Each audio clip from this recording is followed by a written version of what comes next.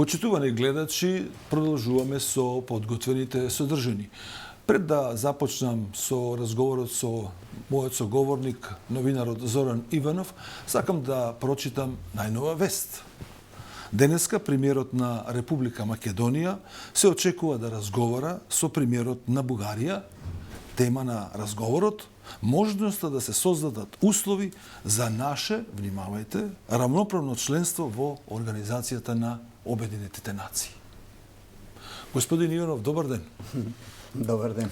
Да ја прочитавте оваа вест, денеска немаше да славиме 30 години. Прво да прашам дали е автентична од пред 30 години веста или компилација некаква? Ја направив како компилација затоа што практично станува збор дека ако не бевме влезени во Обединетите нации, денеска овој разговор ќе имаше сосема друг почеток. Мислам дека по 30 години членство на Македонија, на македонската држава во Обединетите нации, треба да се разобличат некои политикански мистики, една магла да се растера конечно, еден политички прав фрла со години меѓу граѓаните дека ќе беше подобро Македонија да се стрпеше, па ќе влезеше во Обединетите нации под своето уставно име како Република Македонија и не ќе моравме да се зачлениме со таа додавка референца или како сакате фиром поранешна Југословенска Република Македонија, но меѓународните околности и тогаш, како и сега, се такви. Ние, македонците и Македонија, имаме таа судбина, наши соседи да се Грција, Србија, не знам, Бугарија, некои што со децении, со векови не признавале како народ и нација, па камоли, нели тој народ и нација не призна да има и некаква своја држава. Мислам дека таа 93-та година, кога тогашното политичко водство начело со покојниот претседател Киро Глигоров направи навистина храбар и решителен чекор.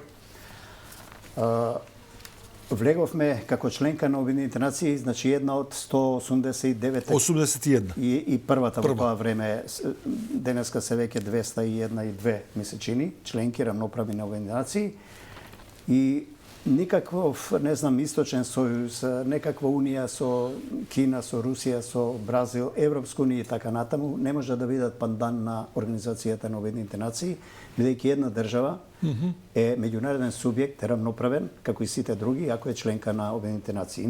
Инаку ќе бевме непризната територија, дали до денеска ќе фигуриравме како таква, не знам, но ќе бевме како, не знам, Јужна Осетија или Абхазија, како тие непризнати републики негде на сериозноста на политичкото водство, независно која и на која држава, да ја процени можната политика на државата, всушност ги гради темелите на самата држава.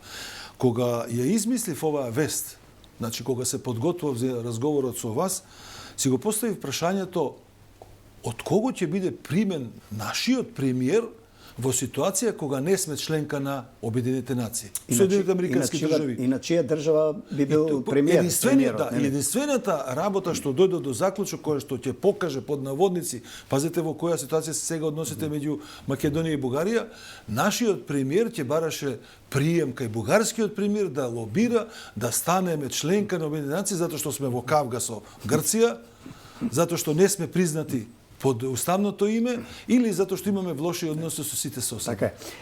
И уште една фама, мислам дека е време конечно да се разбие, дека ете не признале, нели, толку 138-140 држави билатерално, но билатералата не важи за меѓународни организации, не важи за светски првенства, не важи за Евровизија, не важи за Олимпијада, таму бевме фиром. Сега не сме ни фиром. Сега го носиме името со додавката Северна Република, Република Северна Македонија.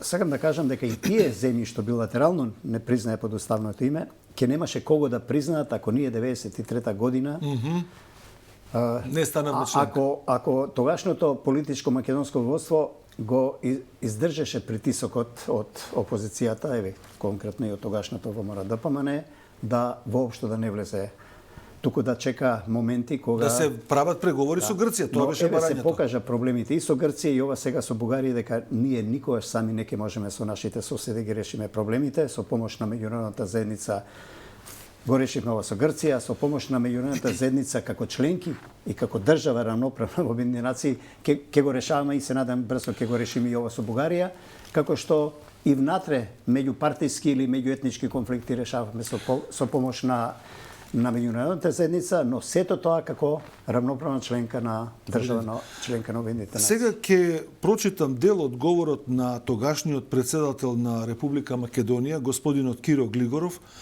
кој го одржа говор на приемот на Македонија во Организацијата на Обединетите нации и би сакал да го искоментирате. На македонски јазик. На македонски, да. Ако се сеќавате, на македонски го читаше. Македонскиот јазик влезе во прв пат во меѓународна организација на Ист Ривер во салата на Обединетите нации во таа асамблеја и како што сега постепено нели влегува и во Европската унија. Повелете, колега. Со овој чин се круниса повеќе вековниот стремеж на македонскиот народ и неговата 130 годишна борба за слобода и независна држава.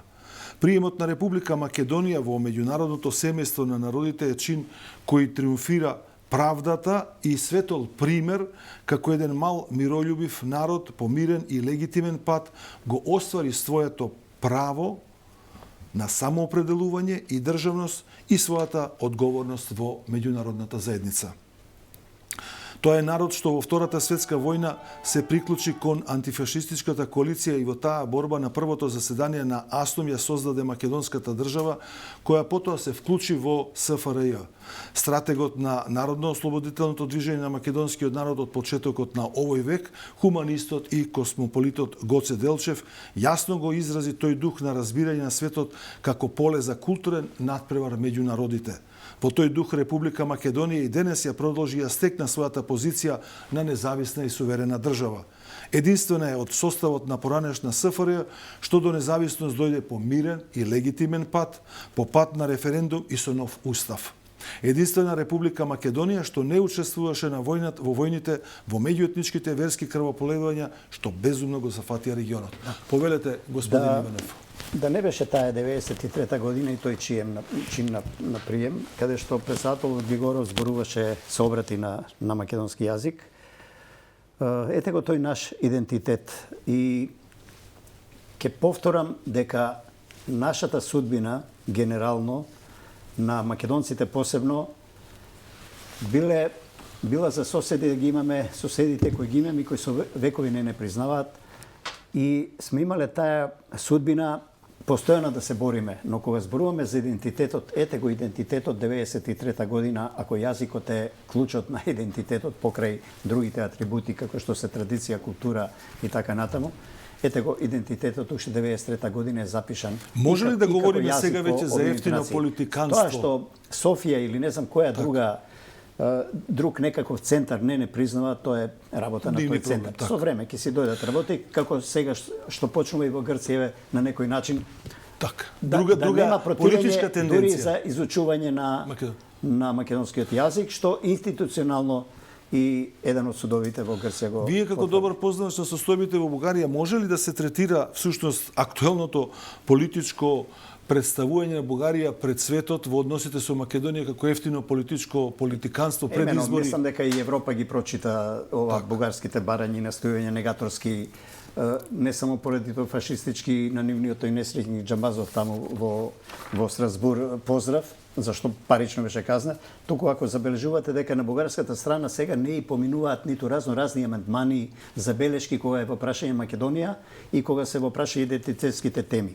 Мислам дека дури и нашата дипломатија, иако има многу контроверзии во македонската аналитика, дали треба да биде македонската политика во однос на актуелните бугарски прашања, негаторски главно, да биде поагресивна, или јас сум заговорник за онаа страна дека треба малку повеќе да ги игнорираме тие прашања, да се концентрираме на нашите реформи и на нашите комуникации со Брисел, а не со Софија. Очигледно, ова политичко раководство, веројатно и секое друго наредно, може да извлече оваа поука на водење политика од пред 30 години, како може да дојдат работите или како можеле да се влошат работите ако не биле некои луѓе со... Да не заборавиме, 92 година грците успеја на самитот на Европската заедница, на Европската економска заедница во Лисабон, да ја донесат таа позната Лисабонска декларација од која е избришено името на државата Македонија. Значи, толку беше цврста таа политика против нашата држава. Главно со помош на повторно на Вашингтон и на американската дипломатија и со, би рекол, храбрата одлука под фиром да се влезе во Обединетите нации, да се фати тоа столче таму, да остане еден термин Македонија во тоа име. Полека работите си доаѓаат на место. Ние сме, не знам, веројатно, прво сме, условно да речам, среќна нација што имаме држава и што сме членка на Обединетите нации. Од друга страна, сме многу несреќни за тоа што ни се случува на нашиот пат на интеграција и развој, главно со Грција, со Бугарија, не знам, со Србија на времето и така натаму. Значи, таа историска судбина, не сме ние единствени, имат и многу други народи. Да речеме денеска палестинците или курдите, кои се многу побројни, а немаат своја уште држава. Но и ние ќе го продолжиме нашиот пат, трновит, но така ни било пишано што се вели. Не? Сакам сега оваа тема да ја отвориме со нова тема, како продолжение. Колку е далековидно членството во Обединетите нации од аспект што Македонија успеа во регионот да биде лидер по градење добри односи, а последно што го гледаме е политиката или иницијативата на Отворен Балкан, каде што три држави, Македонија, Албанија и Србија, за прв пат градат односи невообичаени за досегашното минато историја. Така, Младеновски, ова терминот лидер за на Балканот никогаш не знаеме колку долго може да трае, пошто такви се тектонски и политички, економски поместувања, ранливи, зависни од Европа, од други економии и така натаму, од исток и од запад, sejedno, од сите ветришта. Но ајде да тргнам малку сега, може би ќе карикирам или пежоративно, бидејќи сите сакаме во големи држави, ние македонци сакаме да е наш, нели, до вчера, па и Халкидики, да имаме море, како што имал Александар, нели, да имаме Гали и не на Вардар, туку таму во Солунското пристаниште, не. До Блиски исток. Се може и до Индија. Ако албанците сакаат да живеат во една држава, ако србите исто сонувале за голема, сите сонуваат за нешто големо на Балканот, ете го Отворен Балкан. Односно одредени политики би рекол попрецизно. Имено, реков малку карикирам. Но еве сега Отворен Балкан не се движи со динамика со која, мислам, ми се чини дека иницијаторите Македонија, Србија и Албанија посакуваат, Скопје, Белград и Тирана, но сепак се движи. Еве по промените политички во Црна Гора, сега таму следуваат и парламентарните избори и се очекува тој бран целосна смена и на смени, и веќе новиот претседател црногорски најави дека европеизација сега, дека ќе ја постави веднаш по изборите, ќе побара да се разгледа членството или пристапувањето на Црна Гора во Отворен Балкан.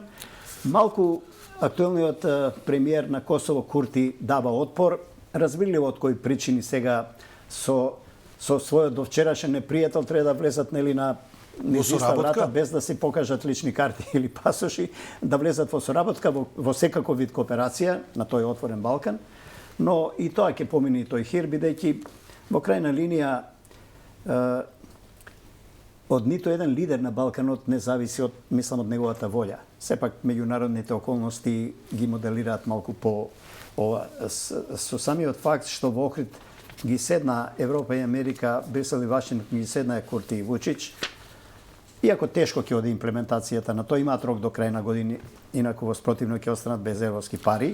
Има таму неколку мачни теми што треба да ги решат. Не знам како ни тоа ќе пребродат, но ете им е шансата и преку Отворен Балкан да најдат неколку линкови за да олеснат прво движење на луѓето, на капиталот, на стоката, царините да ги тргнат, нели, да се направи тој пазар, бидејќи се мириса и оди на тоа дека генералната политика на крај за прием во Европската Унија ќе се сведе сепак на едно колективно членство на Македонија, Албанија, но може би уште на неколку земји од Западниот Балкан, вклучително со Црна Гора, за Србија, ќе видиме како ова ќе го менаџира со Косово.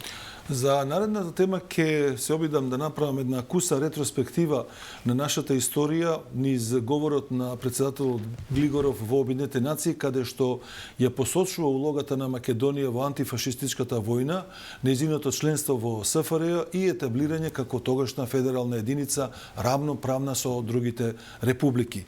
Овој етаблиран начин укажува дека нашите предци до вчера, да не речеме родители или дедовци, поставиле темели на државноста на Македонија што ја добивме со референдумот 91 година.